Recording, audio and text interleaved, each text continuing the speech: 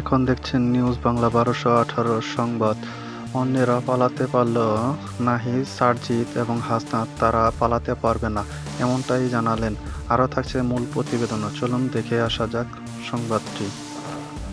নাহিদ, সারজিৎ, হাসনাতরা কেউ পালাতে পারবে না। তারা পালাতে চাইলেও পারবে না। পালানোর মতো যে বয়স দরকার, যে কৌশল দরকার, ওটা রপ্ত করতে তাদের আরো ১০-১৫ বছর লাগবে। এমনই বিস্ফোরক মন্তব্য করেছেন সাবেক সংসদ সদস্য ও রাজনৈতিক বিশ্লেষক গোলাম মাওলা রনি।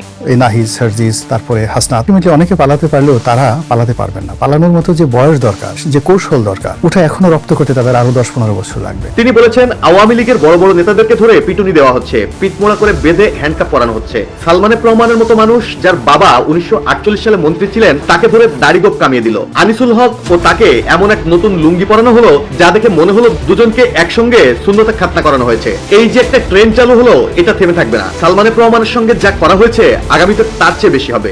রাজনীতিটা এখন এমন যাকে বলা হয় সংঘাতপূর্ণ হয়ে, বোঝার চেষ্টা করুন।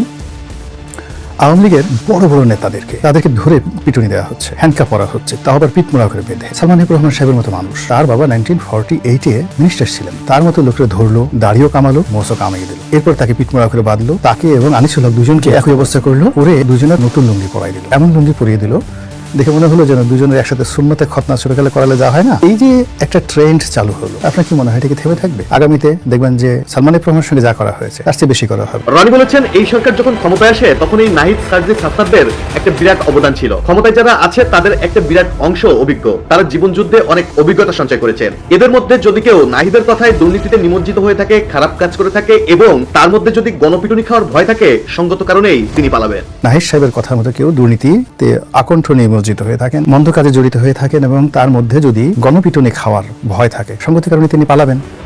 সেফেকজিট প্রসঙ্গে রনি বলেন, সেফেকজিট অতীতেও ছিল, এটা নতুন কিছু নয়। আমাদের দেশে যতবারই এমন অপ্রত্যাশিত ঘটনা ঘটে, সেটা 111 হোক বা অন্য সময়, ততবারই যারা খুব অল্প সময়ে সম্পদ বা টাকা কামিয়েছে তারা বিদেশে পালিয়ে যায়। লন্ডন, আমেরিকা, দুবাইতে এরকম অনেক বেগম পাড়া রয়েছে, উদাহরণ টানেন রনি। বৃহস্পতিবার রাতে একটি টিভি চ্যানেলে এমন বিস্ফোরক সব মন্তব্য করেন গোলাম মাওলা রনি। বাংলাদেশের যে বর্তমান সংঘাতপূর্ণ রাজনীতির কথা তিনি বলেছেন এবং আনিসুল, সালমান থেকে শুরু হওয়া এক ট্রেন্ড যা আগামীতে আরো ভয়াবহ হওয়ার ইঙ্গিত দিয়েছেন, তা কি সত্যিই বাস্তবে রূপ নিবে, সে প্রশ্ন থেকে যায়। মাহমুদুল হাসান শাওন, জয় জয় দিন।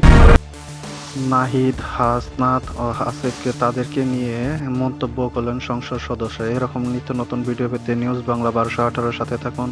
আমি পলাশ বিদায় নিচ্ছি, ফিরছি আবারও নতুন কোনো খবর নিয়ে।